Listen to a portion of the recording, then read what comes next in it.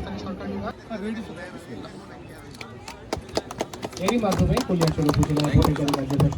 এখন দুইটা ভোট হবে, একটা গোলাপি ব্যালট পেপারের মধ্যে হ্যাঁ আর না এর জায়গায় সিল দিবেন হাতে, সিল টিক চিহ্ন না, সিল দিবেন হাতে, যাতে আপনার অধিকারগুলি বাস্তবায়িত হয়। এখানে আপনারা যারা উপস্থিত আছেন, শিক্ষক, স্থানীয় বিভিন্ন প্রতিষ্ঠানের সঙ্গে যারা যুক্ত, যারা বিভিন্ন সামাজিক সংগঠনের সঙ্গে আছেন, তাদের সঙ্গে মিলিত হওয়ার জন্যই এই অনুষ্ঠান।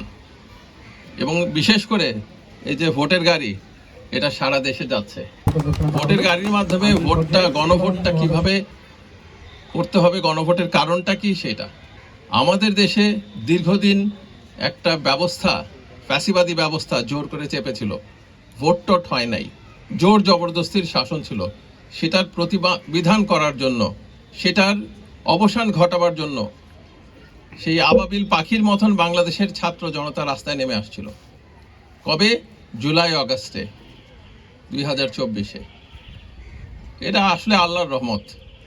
সারা দেশ যখন একটা ত্রাহি ত্রাহি অবস্থা, দেশের কি হবে, মানুষের জীবন বাঁচবে কি বাঁচবে না, আয়না ঘরে বন্দিরা সব, এই অবস্থাতে তারা নেমে আসছিল এবং বাংলাদেশকে মুক্ত করে গেছে। অনেক শহীদ, 1400, হাজার হাজার আহত। সেই জুলাই যোদ্ধাদের উদ্যোগে সরকার যেই রাজনৈতিক দলগুলিকে, যারা জুলাইয়ের পক্ষে ছিলেন, তাদের নিয়ে বসার ব্যবস্থা করেন এবং এই জুলাই সনদ স্বাক্ষরিত হয়।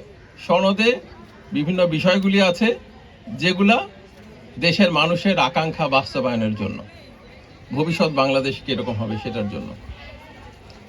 এই জুলাই সনদের জন্যই 12 তারিখে গণভোট এবং সঙ্গে সঙ্গে সাধারণ নির্বাচন।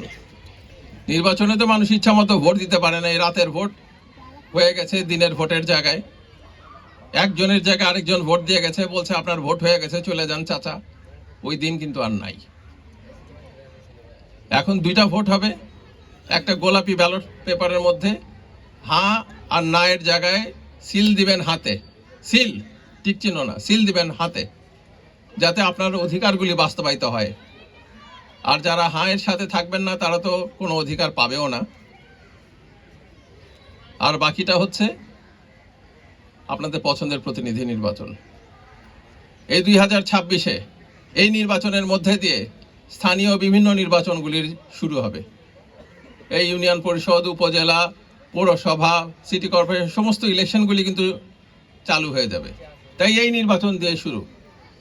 আপনাদের কাছে আহ্বান, দেশের চাবি আপনাদের হাতে, আপনারা এটা দখলে রাখবেন। দেশের মালিকানা যেন আপনাদের হাতে থাকে, সেটা বুঝে নেবেন। যদি দেশের মালিকানা বুঝতে না পারেন, মানুষ চালায় যাবে আপনাদের নামে। আর যদি বুঝে নিতে পারেন, আপনারা চালাইবেন দেশ, আপনাদের দেশ। সবাইকে ধন্যবাদ।